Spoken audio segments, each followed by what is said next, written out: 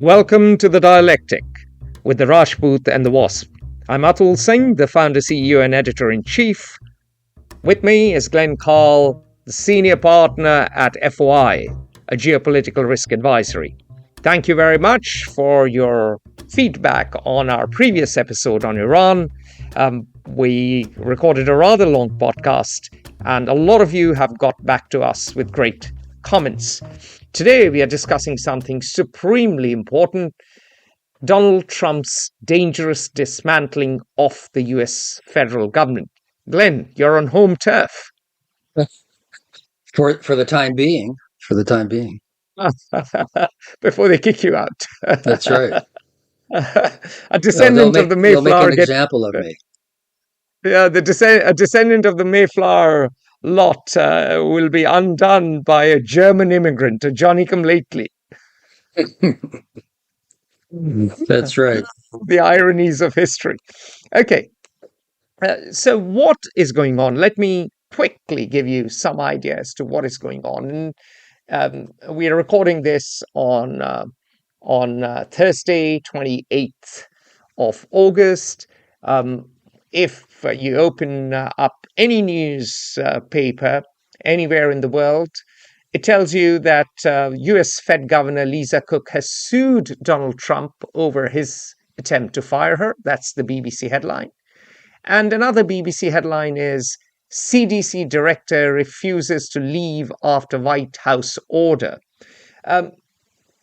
What has happened in the days to come? Well, we know that the US has, or rather, the US President Donald Trump has fired the commissioner of the Bureau of Labor Statistics, BLS. The BLS brought out poor job numbers. Donald Trump didn't like it. The BLS commissioner is gone. We know that the IRS commissioner, Billy Long, he didn't get to spend much time in his office. In fact, he's the 6th IRS boss under Trump, and the 7th in 6 months. And the 7th in 2025. So Biden also had one. We know that U.S. President Donald Trump has called Jerome Powell a numbskull. Obviously, I mentioned Lisa Cook. He has attacked Fed independence. If we look at USAID, that's gutted. If we look at the State Department, people are running around in fear, abject fear. I have many friends, as I'm sure, Glenn, you do, in the State Department who are depressed. Some are even out of a job. The CIA, apparently, your previous organization, will lose 25% of its headcount. The National Institutes of Health, they are under attack. The Centers of Disease Control, as I just mentioned, the lady is simply not leaving because she's contesting what Trump has done. NASA is down by 50%. The federal government, the U.S. federal government, has, I don't know if it has ever experienced such an attack. I can only think of Andrew Jackson, and we have to go back 150 odd years, I suppose, for an example like this. Glenn, what exactly is going on? Why are we seeing all of this frenetic activity?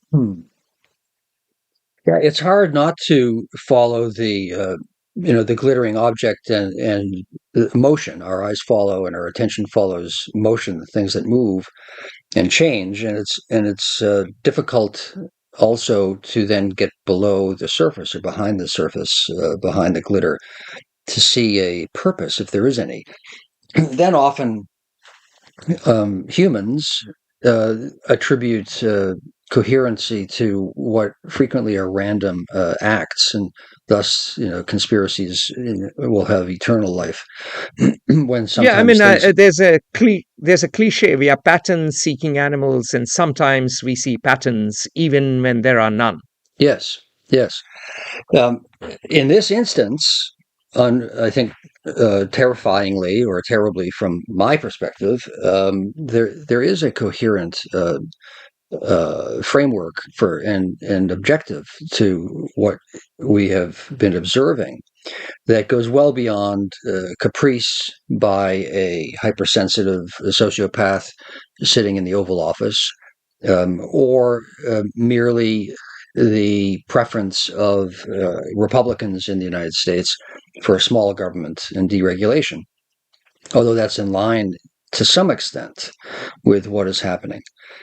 But as I always like to do, and I think as is directly relevant in this case, let's start by looking backward a little bit. And um, to my surprise, I actually have a personal, distant but personal connection to what is going on. Meaning, let's go back 50 years when I was a college student.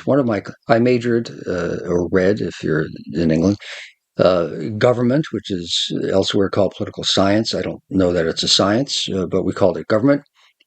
By the way, Oxford refuses to call it political science. Oxford calls it politics because, of You're right. course, they derive it from polis, and polis meant a city in ancient Greek. And politics is a study of how do you run the affairs of a city, where do rights and responsibilities lie? What are the checks and balances when it comes to power? How do you deliver justice? And of course, since Harvard does not believe that the opposition has any role whatsoever, you only study government, not politics.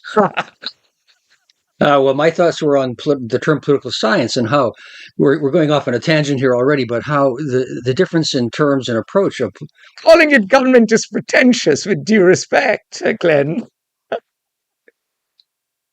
I just have lost you for a second, but I said calling the discipline government is pretentious, Glenn. Oh, well, let me go off on a tangent of the tangent. There's much to be seen and understood in how Americans say that they study or do political science, and here the Oxbridge does politics. It really is a substantive difference in approach. It's a cultural one where your description of the study of how to govern people and societies and organize structures, and that be the focus of attention, is substantively and very importantly different from the American approach, which is that this is a science we can quantify. Data is everything. We can be neutral and objective, and the truth will emerge from facts. So we dissect and dissect and dissect and do a lot of polling and studying of data, all of which is important and very helpful in many ways, but does not present a holistic assessment or understanding of anything, absent a perspective and absent an objective.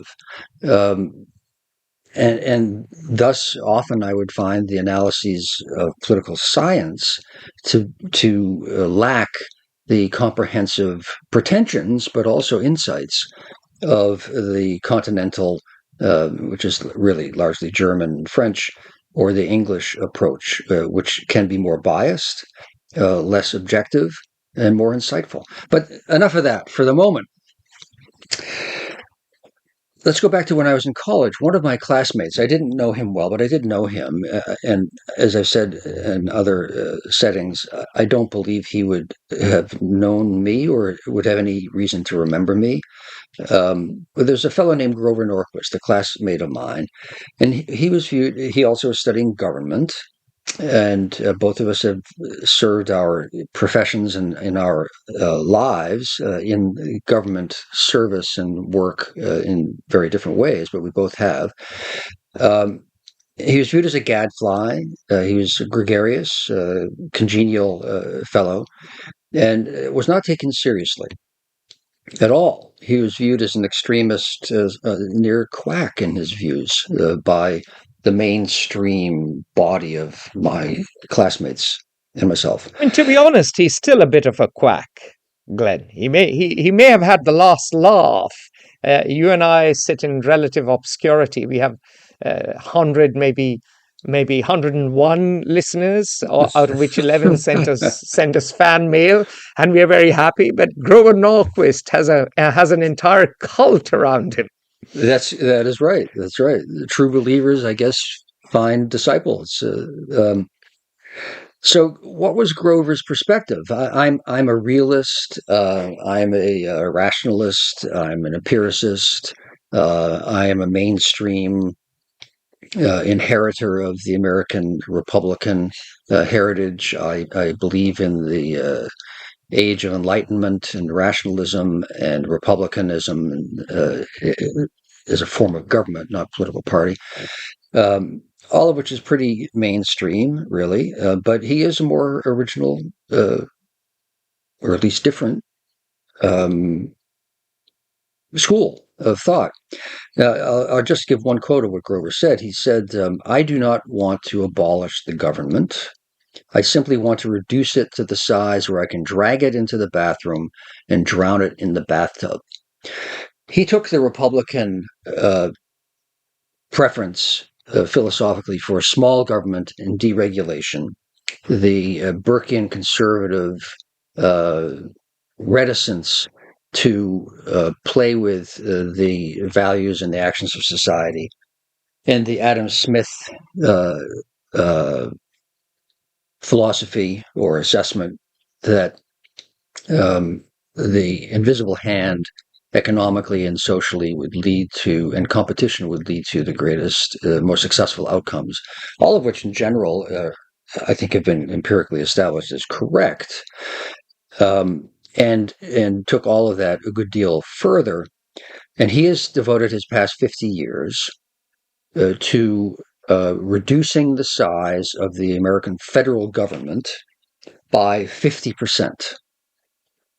Glenn, very quickly before you carry on, what you mentioned about the Burkean and Edmund Burke and Adam Smith's ideas of limiting the state and having more private enterprise. Very quickly, let me give the example of India, because I grew up in India, which was a socialist country, and socialism was administered by a colonial bureaucracy. So we never had elected mayors. It was somebody from the Indian Administrative Service who would, at the age of 30, run an entire district, maybe of 10 million people, stay there 6 months to 3 years, and then go back and retire in a capital city. And everything would be run from Lucknow, the state of UP, my ancestral state, 240 million people. And you needed so many permits to do the simplest things that Indian entrepreneurs chose to go even to Uganda. Leave aside Kenya to make their fortunes or live a better life. And the combination of the Eastminster state, which Harshan Kumarasingham talks about, and the combination of extraordinary socialist bureaucracy destroyed economic vitality. And the US was always the promised land, because if you look at Indian entrepreneurs in the US, and statistically the Indian Americans who've come here have done very well. And yes, there is bias, sample bias, only the more dynamic came here. But they've become entrepreneurs, they've become CEOs, and they have flourished in the market economy of the US. So, as you said, that this has been empirically proven, that is true. Look at every society where the GDP, where the state commands too high a percentage of GDP and growth rates are low. And so there is something to be said for freedom. There is something to be said for free markets. But what you're alluding to is the extremist position, or the extremist version of that position. And whenever you turn extremist, whatever is the ideology, whatever is the philosophy, you are playing with fire, because at the end of the day, society also needs clean water and clean air and public libraries and parks. And as the UK and Germany and France and every functioning country has demonstrated, including some Asian ones, Singapore, European and Asian ones. It's not just a European construct. Where you have your parks like Japan and Taiwan and Korea and Singapore and public health, generally society does better. So it's a delicate balance between the two. Grover seems to have forgotten that point. Well, I would certainly agree with that and argue that, but maybe we'll get there, and I don't want us to remain on the traditional, as I know you don't either, on the traditional Yeah, frame of debate politically yeah, between conservatives for small government and liberals for social intervention and engineering, to put it in a more pejorative way, um, because it is what we're driving towards is and what is going on is truly fundamentally qualitatively different, not just quantitatively different. But the appeal of the small government uh, modest intervention hand is powerful. Going back to the pilgrims who arrived only 10 kilometers away from where I am, basically. Local government is and control of one's own affairs. The argument that someone directly involved will have the best insights and make the more sensible decisions about what affects him or her directly, as opposed to someone distant with broader and more diffuse responsibilities, is compelling and accurate. So, in any event, Grover Norquist has spent his life seeking to what everyone thought was an outlandish statement, humorous comment, and not to be taken seriously, a reduction of the federal government of the United States, the most powerful government in the world, country in the world, by 50%. Every Wednesday, pretty much, he has what's called the Wednesday morning meeting group, and this is in Washington, a discrete meeting of, I don't know the numbers, but it's small, a dozen perhaps of the most senior Republican officials and leaders to discuss the issues of the moment and how to pursue this objective. They were viewed as one group among an infinite number and among the more outlandish ones. But about 1980, the time that Norquist and I were entering our professional careers, we finished university in 1978, 79. Then I went on to grad school. I don't know if Norquist did, but it doesn't matter. The Republican conservative revolution, unquote, triumphed in the election of Ronald Reagan. And that is one of the significant moments in American history because that changed the direction of the American government and what was considered by the broader society the reference points politically and socially as to what was good. And Reagan's famous, he had many, he was the great communicator, famous statement was, the government is not the solution, the government is the problem. And now for the past 45 years, that has defined the approach really in the perspective, the paradigm in which American political culture has worked. So the Democrats, Clinton, Obama, or myself, if I'm a Democrat, have been reacting to trying to parry those initiatives rather than framing the debate. That has been the case for my adult life, really now, which is 2 generations. So that's his objective. And that has become the Republican Party's objective, unbeknownst to much of the Republican Party, actually. Uh, Small government conservatives uh, were in favor of deregulation and other specific policies, lower taxes and so on, but didn't expressly seek or consciously were aware of an objective of trying to reduce the government by 1/2. That just seemed outlandish. Now, the Republicans and conservatives also during this time period, the last 50 years, felt, and they were correct, that the intellectual paradigm had since the onset of the Great Depression and Franklin Roosevelt's election, which is 1929, 1932, felt that the intellectual reference points had all been liberal and democratic, and that was correct. And so they created think tanks to counterbalance this dominant paradigm and argue against them, two of them being the Heritage Foundation and the American Enterprise Institute, to give intellectual substance to counter arguments. And they have succeeded beyond, I think, anyone's expectation, and even probably theirs.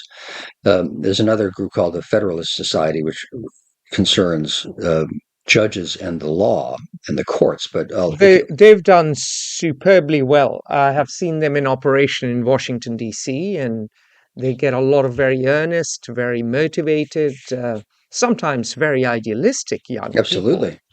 people. And their goal is to correct the extraordinary intellectual drift towards the left, particularly in the universities and the media.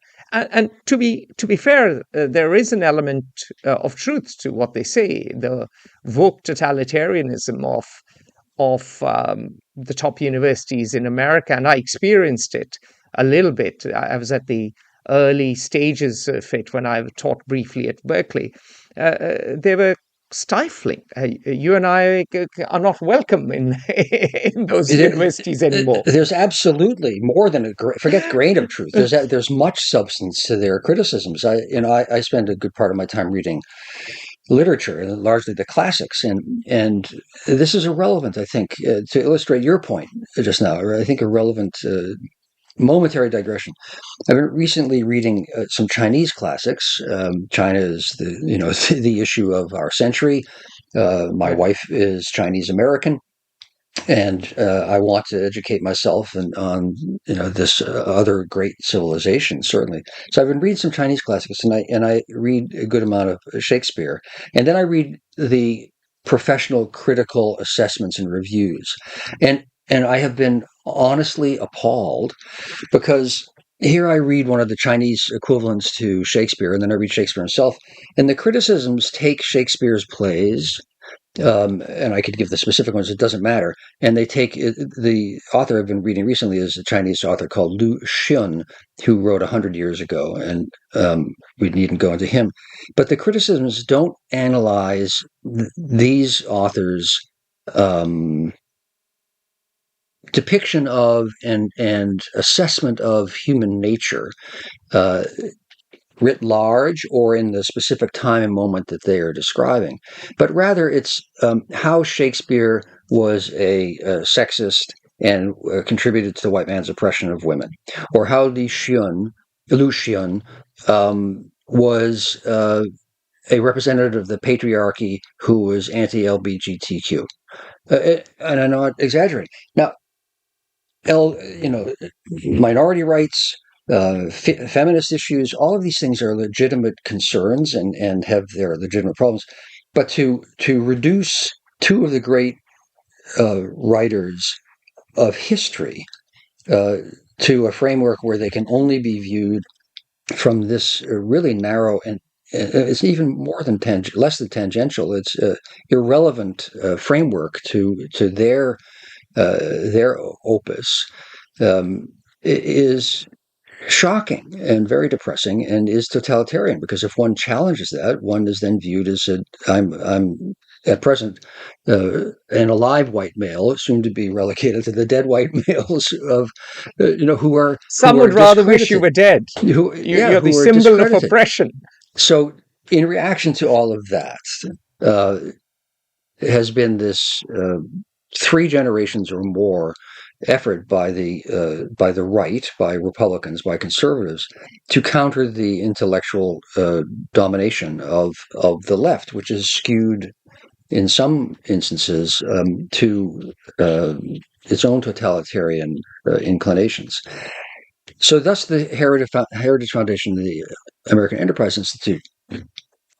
Now, why is all of this relevant? So far, I'm just describing important, but not radical counter revolutionary counter, movements, conservative resurgence, and so on. All of that is straightforward. However, they themselves have become ever more purist, particularly in the last 40 years, since 1980. And the Grover Norquist objective has progressively seized control within the Republican Party itself, so that it no longer is a fringe or a gadfly perspective, but actually has come to define the objectives, even when unstated, of the Republican Party. Now, Donald Trump now enters to the picture, who is certainly charismatic. He's been very successful. He is domineering, and he's also without any philosophy personally himself. He was a Democrat until recent years. He chose to be a Republican because he thought it would be more possible to win a nomination in the Republican Party than in the Democratic Party. Until recently, he had embraced pro-abortion, pro-social intervention policies, but they're really irrelevant to him. It's all been tactical, and the hobby horse that he chose, that has on which he has ridden to power, is that of the conservative Republican Party. And so, if I can interject, Glenn, he has been inconsistent on many issues. However, he has been consistent on tariffs.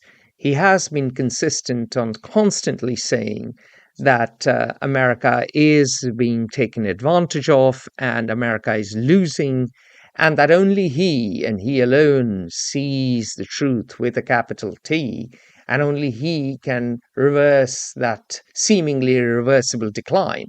And he has the chutzpah, the testosterone, the charisma, the energy, the decisiveness. He is the super decider in chief, to use a word that George W. Bush used. Mm-hmm. Yes, this is all true.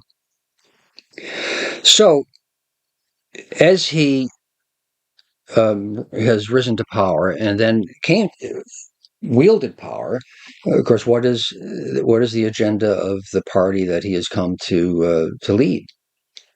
And that party, the traditional thing is you look to the think tanks and to the thinkers and to the activists to generate a party platform, usually which no one pays much attention to, because you add together a bunch of sops to different electoral segments to get elected. But in this case, there's a very coherent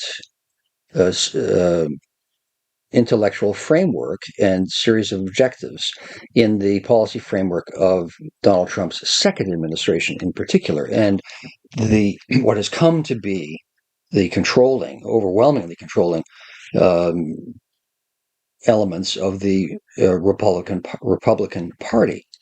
And that is something that's embodied in a document that has received some media attention, but no one really understood what anyone was talking about or paid much attention during the campaign a year ago. And that's called the Project 2025, which was written largely by the Heritage Foundation, which has become, over the past 25 years, starting moderate conservative, it's become progressively, which is an ironic use of the term, progressively radical conservative, aligning with the objectives of Grover Norquist, Wednesday Group, and Grover Norquist, and specifically Grover, which seeks to reduce the size of the federal government by 50%.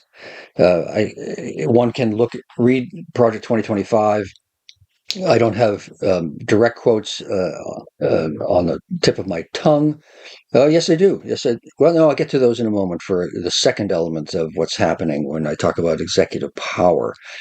But they seek to reduce the size of government. Therefore, as Donald Trump comes into power and executes the policies of the people with whom he is staffing the government and his executive branch and his administration, they are quite coherently implementing policies in pursuit of a radical reduction of the size of the federal government. They're doing something else, which I'll get to in a moment, which is the second element. The first is this 50% radical reduction in the size of the federal government.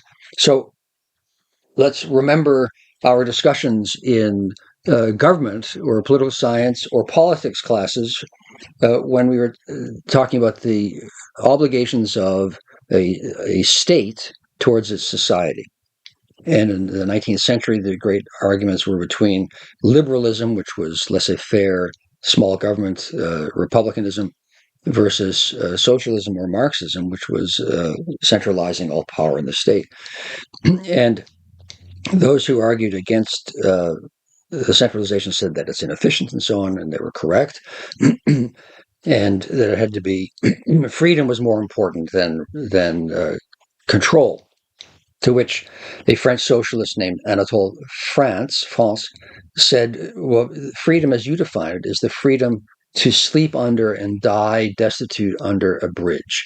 And the response was, yes, that is correct. There is no role for the state. If you can't make it yourself, then you deserve to fail. It's part of the potted Darwinism, social Darwinism that dominated the second half of the 19th and actually the first half of the 20th century and continues to in the right wing of the Republican Party today. Did I keep you from saying something, Atul? I'm sorry. No, I was waiting for you to finish, and I was going to say that this tremendous shift to the right, tremendous this tremendous focus on executive or theory of unitary executive is so against the recent Anglo-Saxon tradition. I have before me a wonderful volume published in the 1950s on political thought in England. And I picked it up ages ago from the British Library. And it says it covers from Locke to Bentham. And the interesting thing, the very introduction itself, the very first page itself, Glenn, I'll read it out because the author is far more eloquent than me. Harold J. Lasky is the author. Lasky is one of the great writers of the 20th century. He's just brilliant. Exactly. So I am a mere mortal. And Lasky has written some of the most insightful assessments of and explanations of the thought of one of my heroes, Alexis de Tocqueville. Ever, he's just spectacular. Yeah. So the 18th century. I begin. Sorry. Introduction, Chapter 1. The 18th century may be said to begin with the Revolution of 1688, for with its completion the dogma of divine right disappeared forever from English politics. Its place was but partially filled until Hume and Burke supplied the outlines of a new philosophy. For the observer of this age can hardly fail, as he notes its relative barrenness of abstract ideas, to be impressed by the large part divine right must have played in the politics of the succeeding century. So the reality is that 1688 onwards, in the Anglo-Saxon tradition, there has been checks and balances, separation of powers. In fact, Montesquieu himself was inspired by England to come up with the idea of separation of powers. And when the founding fathers set up the US Constitution, they were in turn inspired by Montesquieu, and they did not want a kingship to emerge in this country and centralization of power. So this is an extraordinary philosophical development when it comes to politics. It's important as far as political philosophy is concerned, and it is important also when it comes to the governance of the US, because yes, Grover Norquist has come up with this idea, but George W. Bush pulled the trigger on this, and a constitutional scholar wrote, and I'm forgetting the name, please forgive me. He said that the concentration of executive power in the presidency has given any president a loaded gun, and this happened over decades. Executive orders came out. President would declare war. The Congress would rubber stamp it, and I think now you have someone who is reckless, who's willing to pull the trigger on that loaded gun and is loading further bullets into that gun nonstop. So we are seeing an extraordinary new development, not just when it comes to America, but also when it comes to the politics of common law countries. Of course, America is different because America is presidential, not parliamentary. So there are fewer checks and balances in some ways. In some ways, the merits of a parliamentary system, as an outlying American, I've always found pretty powerful. But that's a different subject for the moment. And your point is well taken. It anticipates the second major rubric or element, I guess, to what is happening in the larger sense. But I don't quite want to get there yet. I want to flesh out perhaps a little bit more how or why this change is qualitatively different than simply a very successful conservative Republican administration in deregulating the economy and society, and paring back the size of the government. This is much of a muchness. It's not just more of the same that we Americans have argued about for 175 years since the creation of the Republican Party in the 1850s.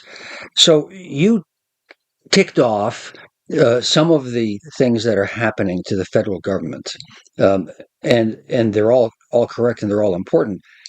I would like our listeners to focus and feel the dramatic extent of what is has been happening in the last 6 months or 7 now of the Trump second administration. An entire agency, about 150,000 federal employees have been fired. That's 6% of the workforce, federal workforce, and that's in 6 months. And the rate of dismissals and firings and so on has not diminished at all. And it's only been the first 6 months starting. We know that the U.S. Agency for International Development, the foreign aid branch of the United States government, has been essentially destroyed. Over 90% of its employees let go, and many billions of dollars in money that already was allocated frozen or taken back. The Department of State is, as you talked about, not its employees. My former colleagues are not just terrified; many of them have been let go, and the functions of the Department of State have been, in absolute terms, eliminated. Many of them eliminated. The same thing is true for the Directorate of National Intelligence and the intelligence community. Now, I will say that I think the Directorate of National Intelligence is a redundant, inefficient, unnecessary office, but that's taking us into the weeds a little bit more than I think we want to go today. But nonetheless, the intelligence community has been is being seriously affected. As you mentioned, a quarter of CIA employees are going to be let go.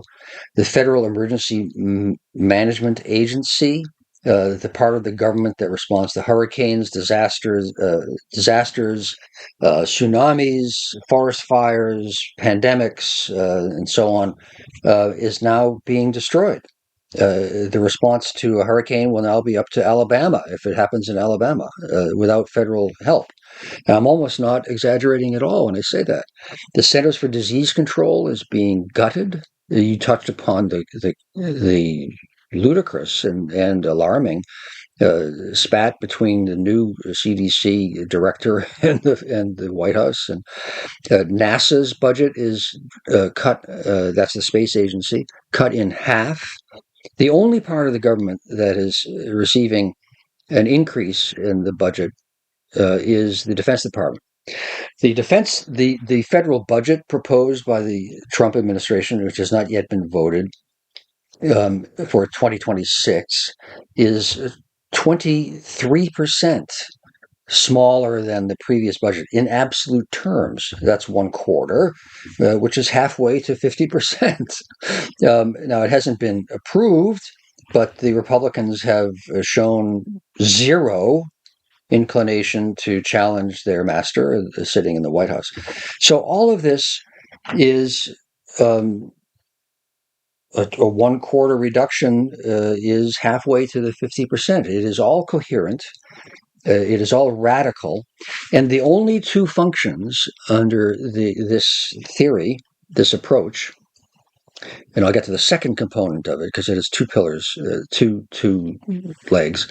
The only functions for the federal government are to be national defense, the military, and border control. Border control should ring a bell, given what's happened in the last 6-7 months. Those are the only two legitimate functions. Otherwise, the government should stay out of the way, and if you can't make it, you can sleep under a bridge and die there. Those are the coherent objectives. Now, one may be appalled, but they are a coherent philosophy, which has a critical second component, which I feel, and many do, is historically alarming and dangerous for the United States, and frankly for the world. If we were Liechtenstein, it wouldn't matter, but the United States continues to produce and control 25% of global GNP, and in all other, by virtually every other metric, there remains not the only great power, but by far still the greatest power. So before I get to the second point, which is really critical, what have I said that's foolish there? Atul? Many things, but you may not say all I of think it. I think I am more in the listening mode today because I'm agreeing with you quite a bit. Having said that, um, there was inefficiency in the U.S. government. I saw that in Washington D.C. I saw that repeatedly. Uh, uh, there was need for reform. Absolutely, there could and actually should have been some trimming of the government uh, because. Taxpayers' money is to be regarded with respect. But what has happened is not a thoughtful, considered reform, but a process, or rather an action, not a process, wherein the government, the federal government, or rather the Trump administration, has thrown out the baby with the bathwater.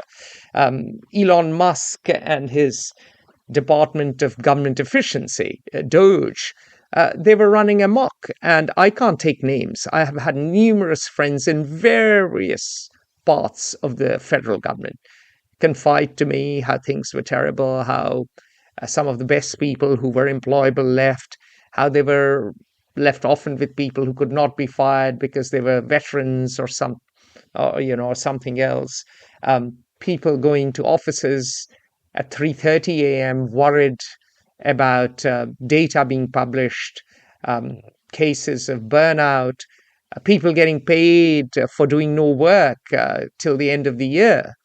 Um, Fear that actually they may have to bring back some people as federal contractors, and that'll be even more expensive.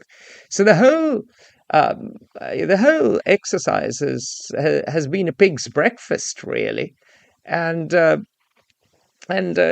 I do not see how this improves the fiscal situation of the U.S., which was the stated reason for doing so. I think this is more of an ideological war. Republicans believe that federal employees tend to be Democrats, disproportionately Democrats. They believe that there has been regulatory overreach. The Congress passes laws that are deliberately vague, which uh, which is because they don't want to displease any constituent, or also because Democrats want to give power to federal bureaucrats, and then federal bureaucrats tie up the country in regulation. And what we get is an increasingly European style federal state that will destroy the individual chutzpah, the get up and go, the economic vitality of the country. Now, there's an element of truth to this. In many cases, there is far too much regulation and silly regulation, but I don't see how you reform that by just firing a whole bunch of people without giving things much thought. See, now, this framing is the conventional one where almost all of us continue to perceive, debate, and shape our responses to what's happening. That's the traditional, the historic argument between conservatives and liberals, between government efficiency, government responsibility, the free hand or the helping hand. And all of those are very important, legitimate debates to have. Much of it is subjective. What is the proper role of government? Those are all honorable, principled people who wish social good and personal advancement can legitimately differ and come down at different points. But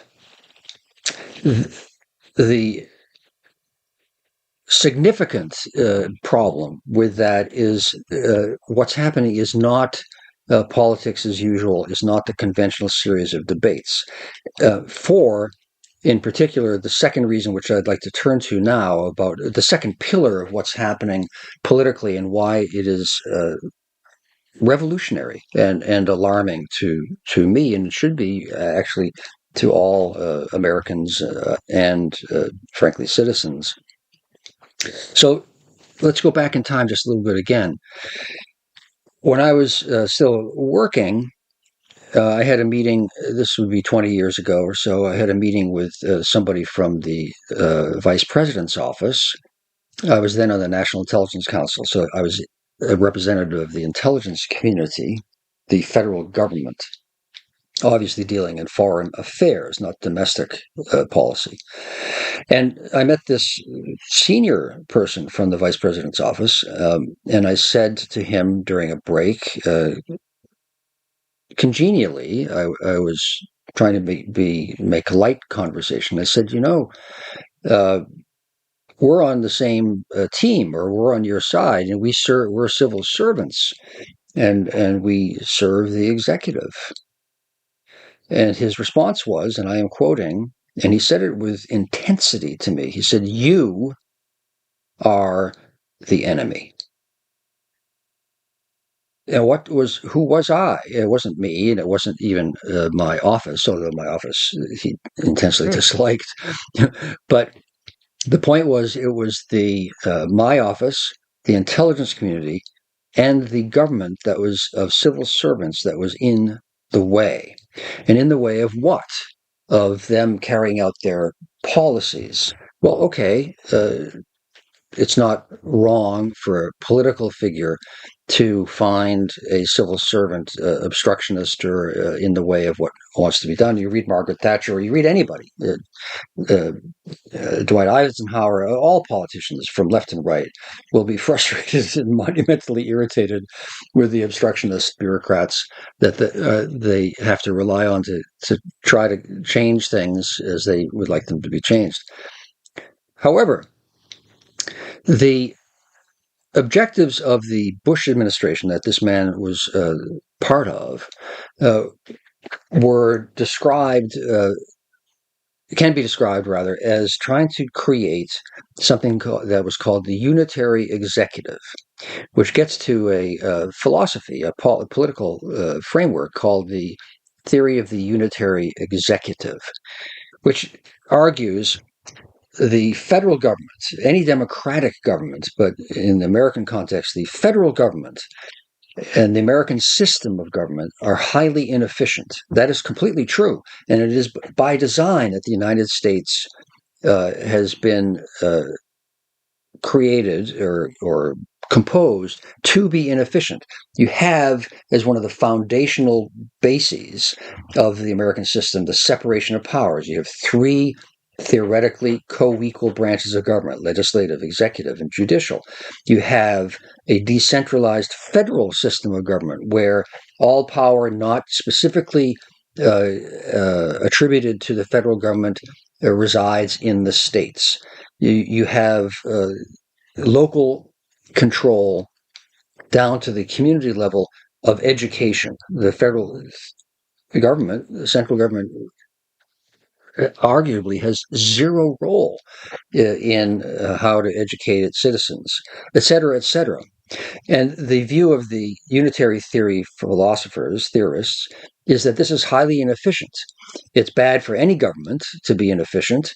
It is bad for the United States. And in particular, it is unacceptable that the United States be so inefficient, given that it is a global power and the power. And the way to maintain power, increase efficiency, and carry out policies successfully that the government wants, theoretically representing the people, is to unify power in the executive so that it is no longer inefficient, and that some little judge in Norfolk County, Massachusetts, will no longer be able to hinder the national important functions of the federal government. The Bush administration explicitly was working to implement the theory of unitary executive. I encountered this directly in my own experiences, unfortunately, with enhanced interrogation, which is a Nazi euphemism for torture. And when the courts argued, or the CIA argued, or any part of the government argued that torture was unconstitutional, the argument was from the executive, you can't tell the executive what to do. We will decide what is right and wrong, and should have the power to carry out our policies, and you must simply execute them. That's all. So this goes back decades, this theory. Now, where does that theory come from? And I love saying this because it's so astounding to hear. A man, a jurist, a philosopher, a lawyer named Carl Schmitt, was the father, really, of the writings that they elaborated the theory of the unitary executive. Carl Schmitt was a German. He was writing in the teens and 20s and 30s, and he was Adolf Hitler's lawyer. And he was the creator of the Nazi Republic after 1933. Legislatively and theoretically. He was the one who justified Kristallnacht when the brown shirts assaulted Jews across Germany. And he rationalized this as a legitimate use of executive power for national security. And he was Adolf Hitler's lawyer. And he is literally the founding author, the reference point, the father of the theory of the unitary executive. So you think, okay, well, you can't tar a thought simply because it came from fascist Nazi Germany. But this is the founding basis of the fascist regime. It is the rationalization and the elaboration of how government should be run. And it is the reference point for the theory of the unitary executive and a Project 2025, which is the philosophical policy guidebook and objective statement of objectives of the Donald Trump administration. So very quickly, we studied Project 2025 in some detail, and I would say that Hitler's former lawyer was inspired by absolutism, the absolutism that Louis XIV personified when he said, "Un roi, une loi, une foi." The fact that you had to have absolute power to get things done, and you needed not just absolute power, but actually you needed one law and one faith. So there is that impulse towards uniformity, conformity, and absolute social homogeneity, comes up in Europe in different forms. It came up during the religious wars when Catholics wanted only Catholics in their state and Protestants wanted only Protestants in their state. And then, of course, it morphed into the French nation later after the revolution. It wasn't as much religious as ethnic and linguistic, and you had to have the Académie Française. And of course, the Germans gave a racial twist to it. But that urge towards decisive leader, der Führer, the man on the white horse, the man on the white horse, is very much present. I would say not just in Europe, but anywhere in most societies in the world. Africa has the big man syndrome, and in a way, America thought of itself as an exceptional nation, but recent developments are showing that maybe America is not that exceptional. Maybe the constraints and fetters on executive authority and the constraints and fetters in society, whether it was Christian values or common decency or families, all of them are gone. Because what is extraordinary is that devout Christians have voted for Donald Trump, who is anything but a family man. So what we are seeing is this faith in some kind of a savior who can be decisive and cut through the thickening of processes that have made government sclerotic, arthritic, slow, dysfunctional, and unable to solve today's problems. And you could argue this goes back to Bill Clinton years, when Bill Clinton and Newt Gingrich squared off. And once the Soviet Union, the external threat that kept everyone well behaved, was gone, bad behavior came into play within the American political system. Politics didn't stop at the shore. Well, I think you're being conservative or too modest in describing the roots. Even they go much further back than that. They go back to Plato, for that matter. The argument between the Republican government and an ideal one of the philosopher king or the dictator. This is a critical and essential element, and which is I'm very glad that you have focused the spotlight on it a little bit, of what is happening. You have the transformation of the conservative movement into a radically conservative movement seeking to not eliminate, but virtually eliminate the functions of the federal government down to national defense and border control only. You have the push now being realized, as in made real, for a centralized authoritarian ruler who need no longer share power within an administrative state. The theorists of Project 2025 are quite clear that they want to dismantle the administrative state, that you don't have a bureaucrat like me or someone in the Department of Agriculture telling you how to grow your peas and lentils. Steve Bannon said it openly at the start of the first term itself. He said that deconstructing the administrative state was one of the top priorities of the administration. And then you have, and I will give one quote from Project 2025, which illustrates the push to implement the unitary theory of unitary executive power. Quote, the entire executive branch, which means the intelligence community, the FBI, that's part of the intelligence community, law enforcement, the Centers for Disease Control, National Air and Space, everything, the entire executive branch must be brought under direct presidential control, unquote, and the president must have no constraints on his ability to decide, to act, to order. Let's quote Donald Trump from a day or two ago. I am the president. I can do anything I want. It's not a throwaway comment. It's certainly not in his mind, nor in the theorists of the government that is now being created or the government that is being destroyed simultaneously.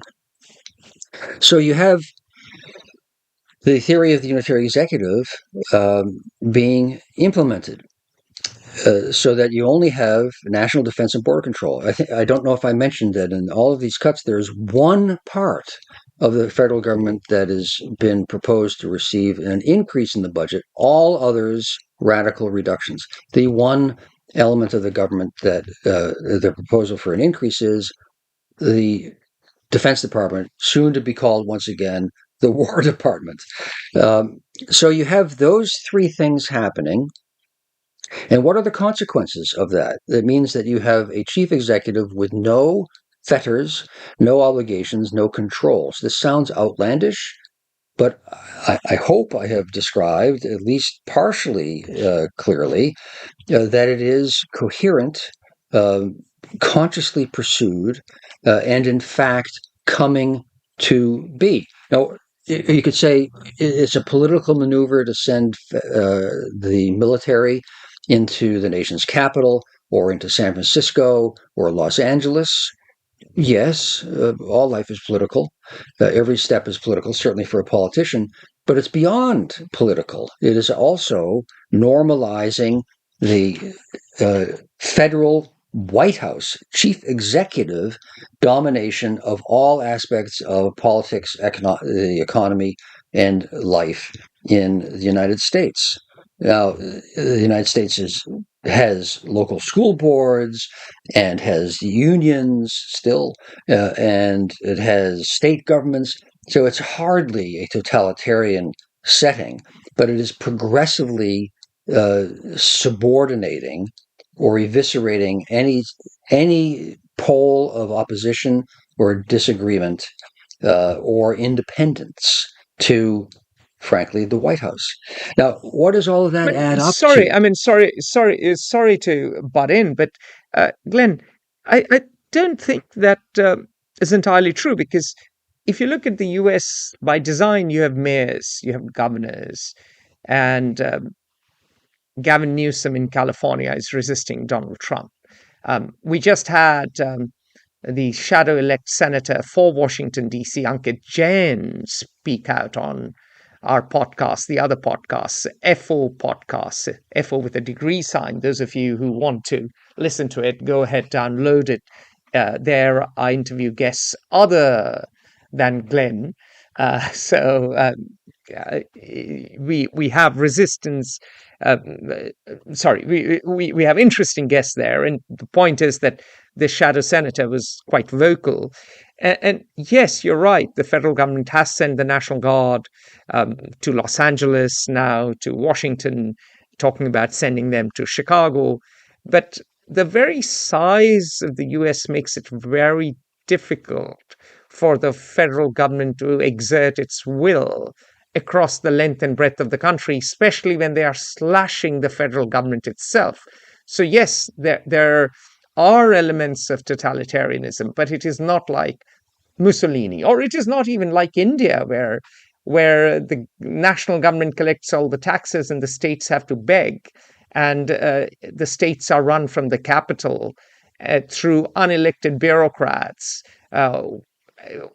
wielding all the power at the district and the city level. So it's still a very different decentralized society, and we may see the pendulum swing back. But over to you.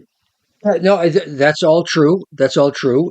We aren't going from the ideal world of small government and separated powers and independence all coming together in a happy federation or confederation to one where only one man makes a decision for every issue everywhere. That's America has 405 years of evolution and administrative development that counters that.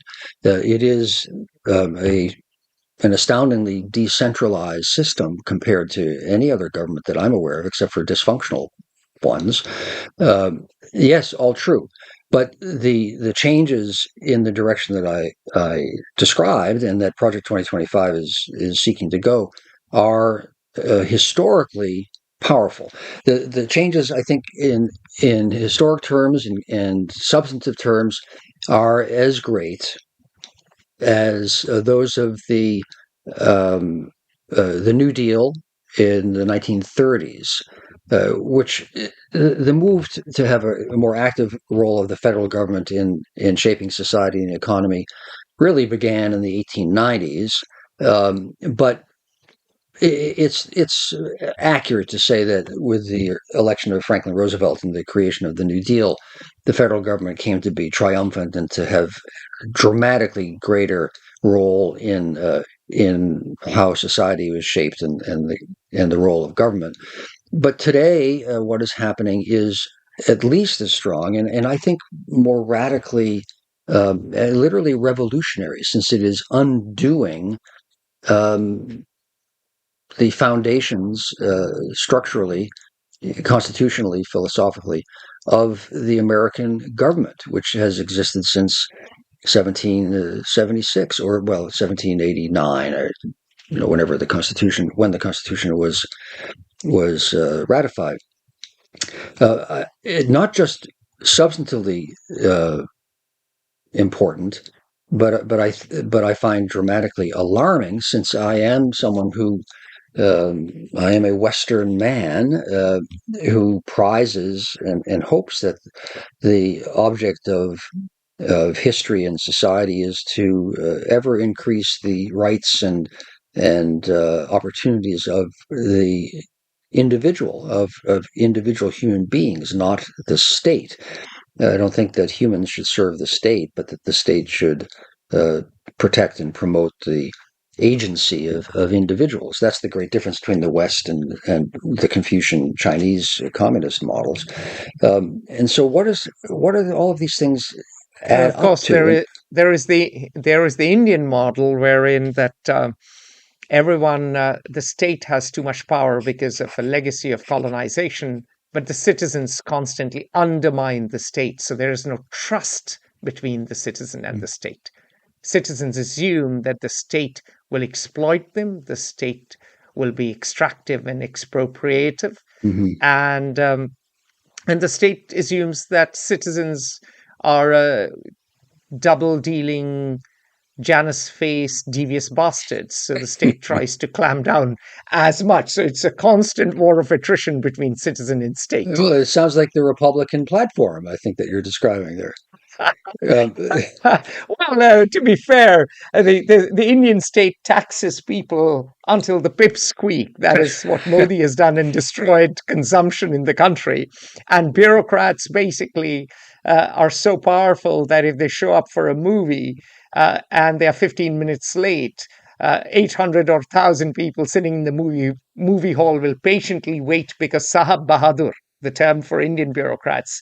Sahab means, of course, some sort of a lord, and Bahadur means the brave lord, hasn't showed up. In contrast, of course, American bureaucrats are getting fired. Also, Indian bureaucrats end up with fortunes of 100 million to $500 million or even $1 billion if they are creative.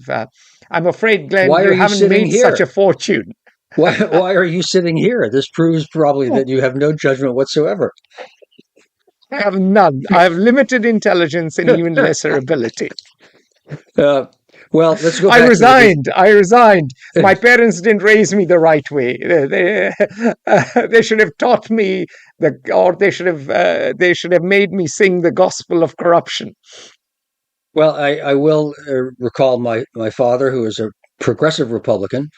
Um, that's a term that probably, and I'm not making a joke, is probably not understood any longer. It up until the 1960s, well, for many years, the Progressive Party in the United States was the Republican Party, and that shifted really from the 1950s with the rise of McCarthyism up to 1980 when the transformation changed. In any event, my progressive Republican Just father very, always said to me, yeah. he always said to me, Glenn, reading books is great. Philosophy is wonderful. Just remember that even philosophers have to eat, so get a job. Um, I could have become an Indian civil servant, perhaps, and then he would have been very proud.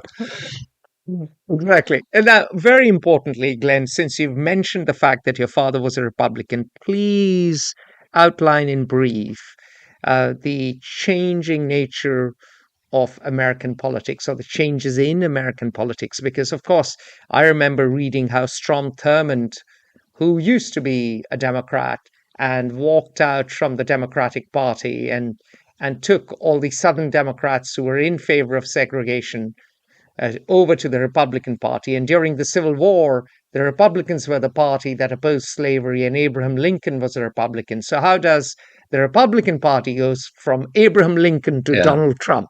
Yeah, well, it's obviously an important No story. pressure. Obviously an important story, but I think a little it will take us a little astray from what I'm focused on, which is happening. However, so the Republican Party was created in 1854, I think, possibly 55, I think 54, um, because of the crisis over slavery. Now, the South, as we all know, was a slave society where it was legal, and the North progressively repudiated slavery and became abolitionists. My ancestors, I'm very proud, perhaps the most proud thing I am proud about, were ardent among the literally first abolitionists who opposed slavery. Republicans also, in addition to being the anti-slavery party, were the inheritors of the Whigs, who were in favor of a government role in national development, which meant economic development. They supported building railroads or canals or having public libraries and so on. So they were the progressive party in the United States. The Democrats were the party of two things, certainly of the South, which was pro-slavery, which they explained or presented as being pro-states' rights, thus small government conservatives. Keep the federal government away. Let us make our own decisions because we know best. And that sounds good until you realize, well, what we know best is that slavery is good, and races are hierarchically organized by divine writ, so on. That was the case, and then the Democrats became the party of the immigrant, and the immigrant at that time meant Irish, Catholic, not Protestant, or from Central and Southern Europe, people whose names ended with a vowel and who were not Anglo-Saxon, as my ancestors and as the original founders, settlers of America were.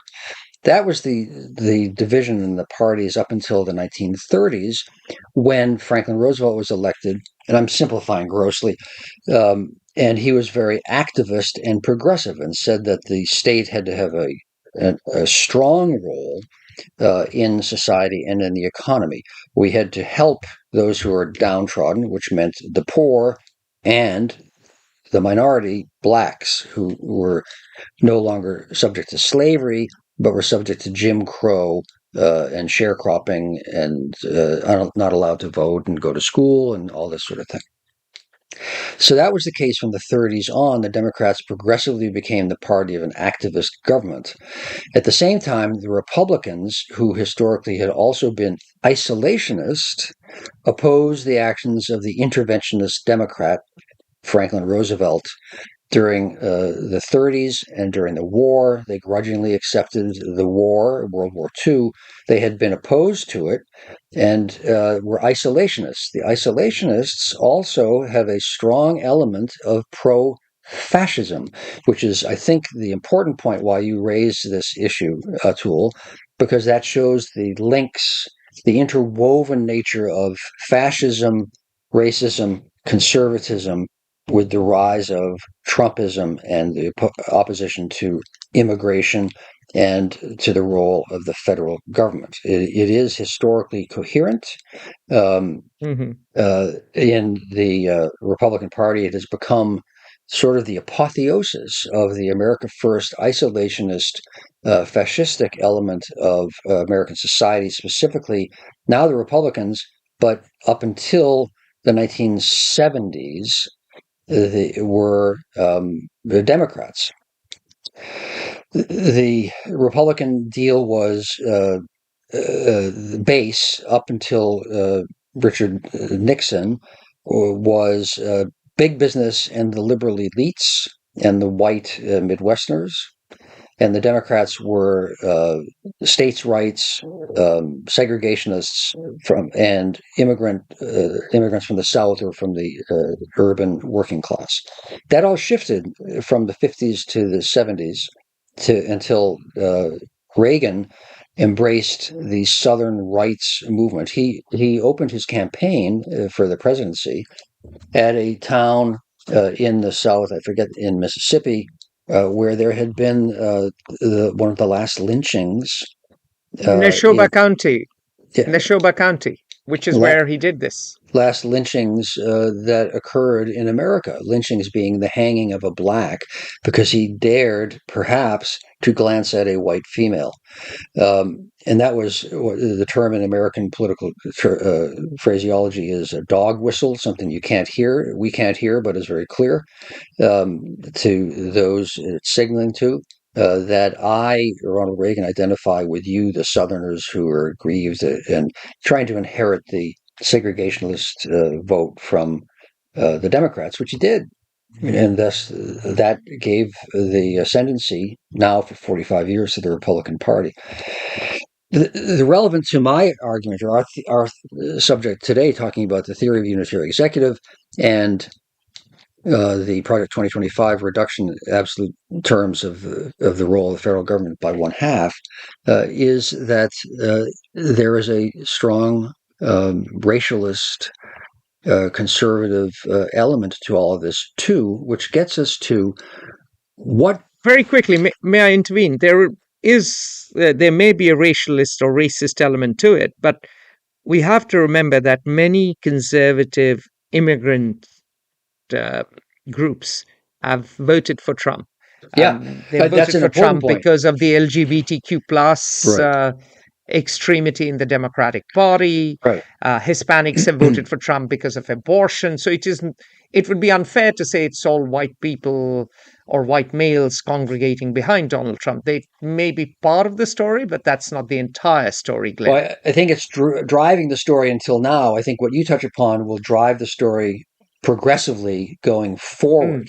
Mm, But first, let me define what is happening or summarize mhm. what's happening. And it will sound alarmist, but it is, I think, unchallengeable. So, what do all of these elements add up to? And let me read, as I did in another talk that we've had, from America's dictionary. I could have gone to the Oxford Dictionary, but we're Americans. So I go to Merriam-Webster. What is the definition of fascism?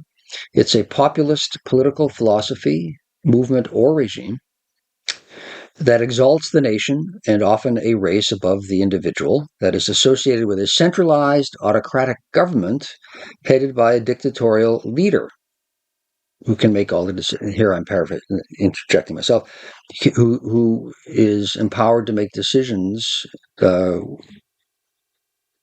the executive branch under the direct presidential control, where the president can do whatever he wants. Um, and that is characterized by severe economic and social regimentation and by the forcible suppression of the opposition. I think every one of those clauses is being borne out now.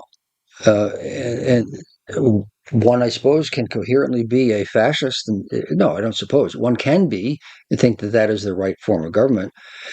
The foundation of the American experiment, however, has been the argument that, and this is really the great debate in Western history, Western society, certainly since the Renaissance, that no one man holds the truth necessarily, or no one can know which man holds the truth. And the only way to guard against excess and error and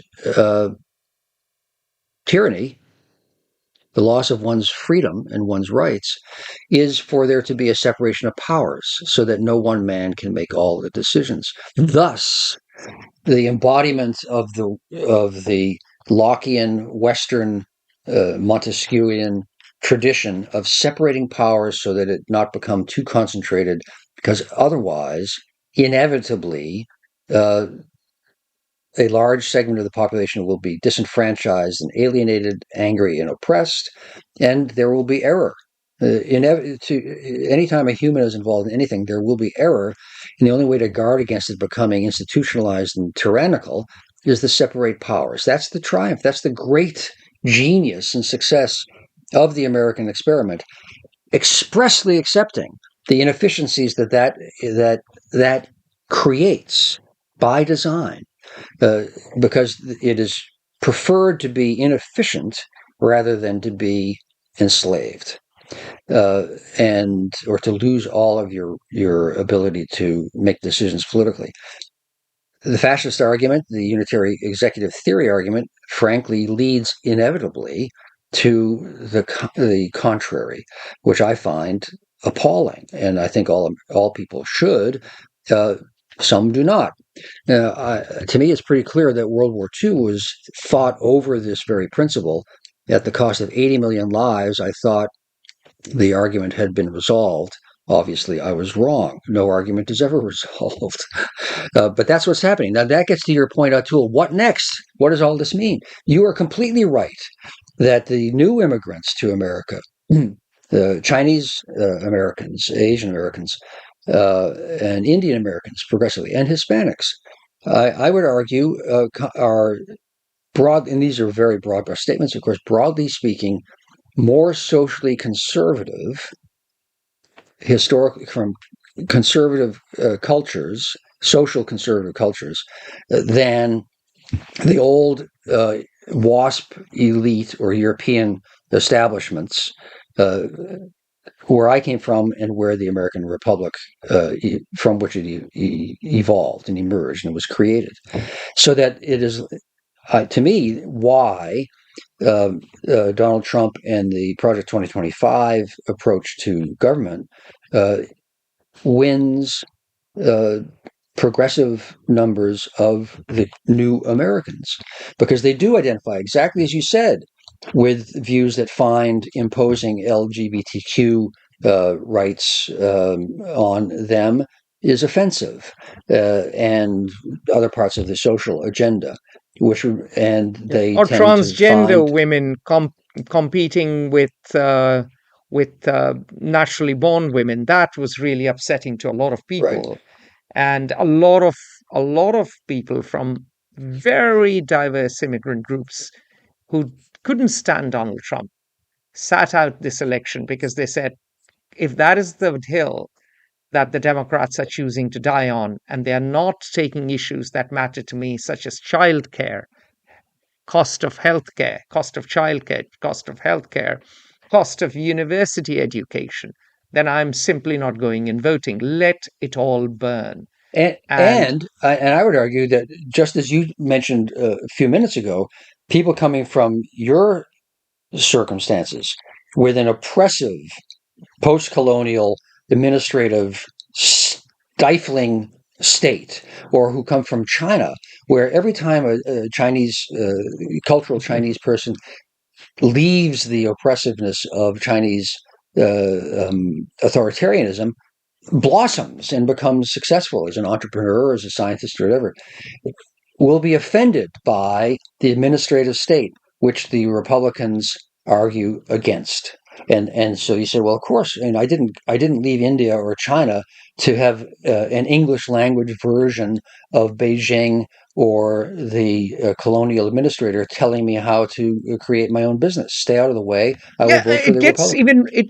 it gets even worse when it comes to Indians, because Indians have done quite well in politics. And who is Kamala Harris? She's the granddaughter of an IAS officer, the Indian Administrative Service officer, the very elite that imposed socialism on India, the very elite that led India to a Hindu rate of growth, because you needed 30 permits to do anything. And you had to not just pay the fee and long queues and get a paper from another office, but also pay bribes. And these people have sent their children and grandchildren here to succeed. And this elite is seen as hypocritical, venal, oppressive, corrupt, and absolutely unacceptable. And of course, Zohran Mamdani. Let's talk about him. His grandfather was an IS officer, and he's talking about having state-run grocery markets. So a lot of Indian entrepreneurs react viscerally to basically the children of and the grandchildren of this socialist elite or the Praetorian Guard of the socialist state, and they say we didn't escape socialism in India to serve under the children and grandchildren of the socialist Praetorian Guard in the New World. Which I think, and this is something I think you'll be able to speak to with more firsthand insights than I.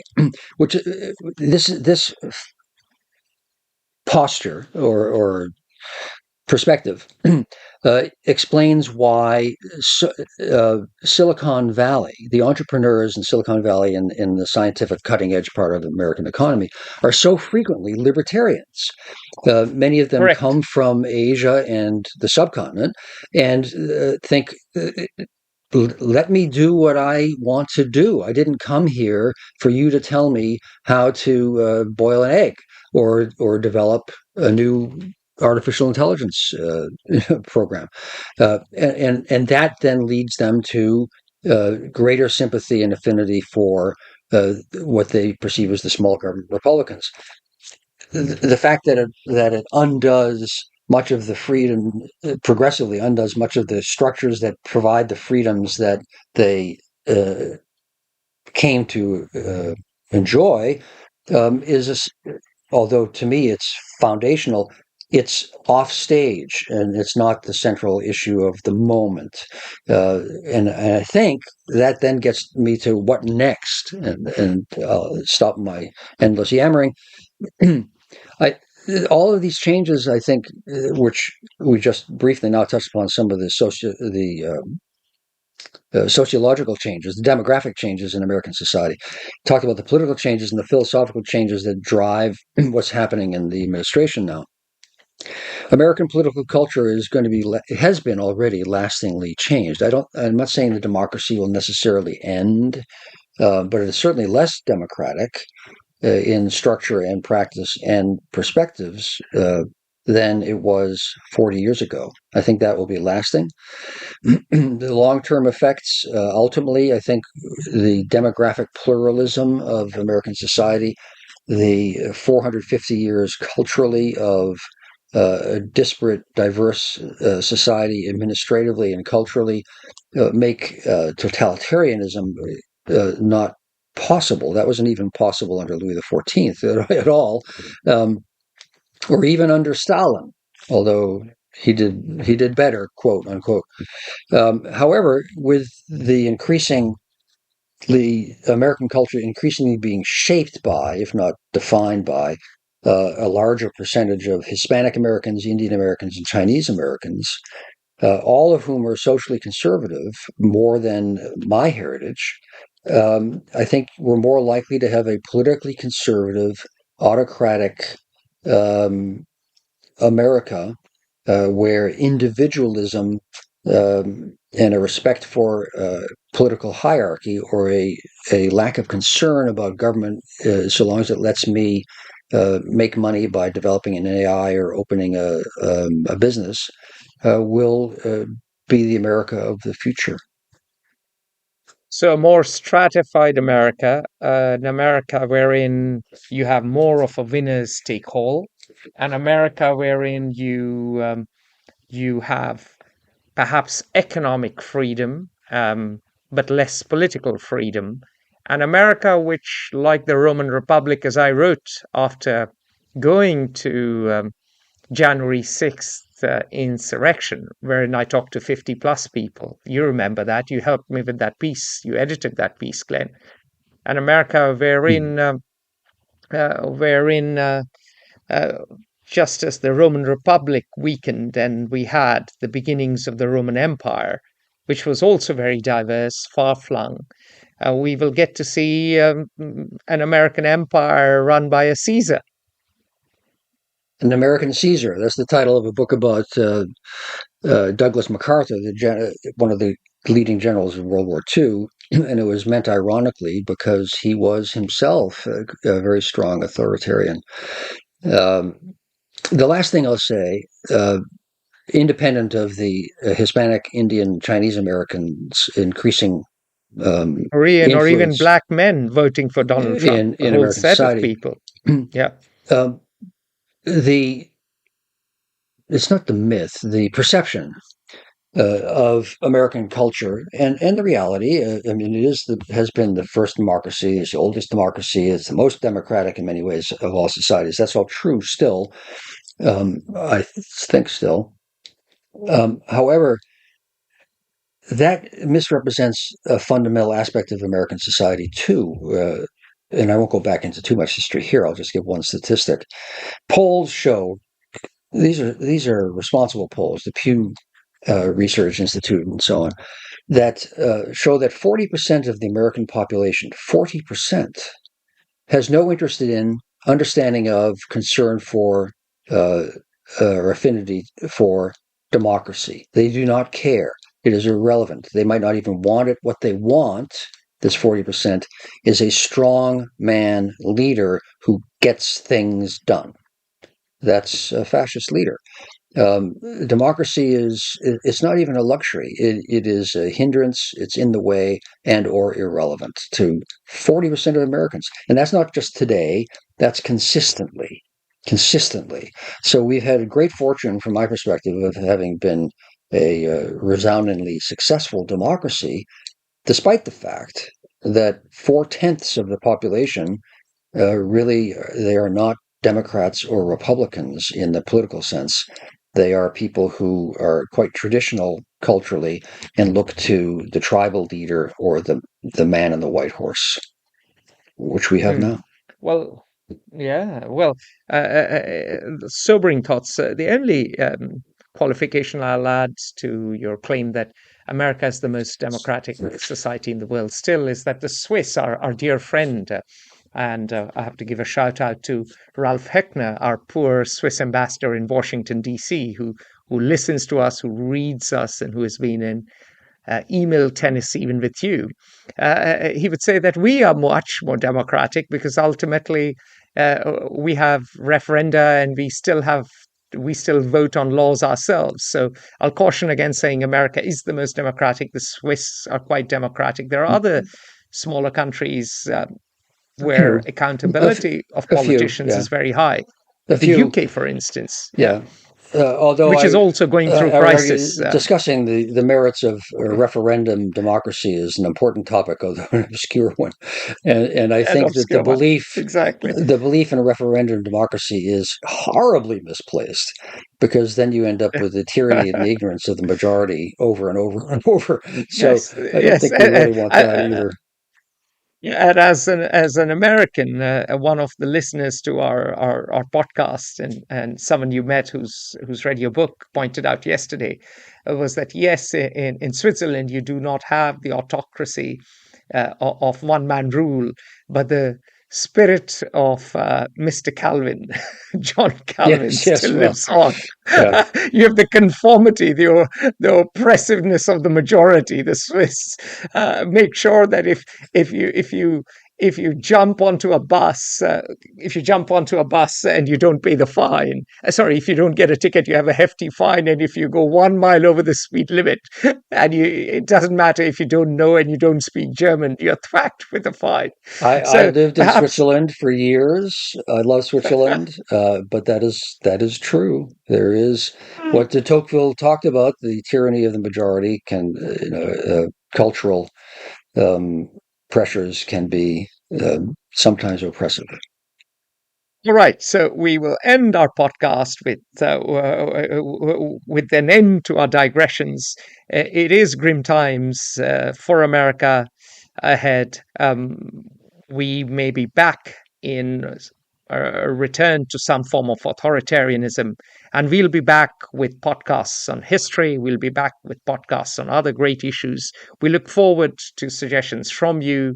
Um, from Atul Singh, it is bye for now. Goodbye.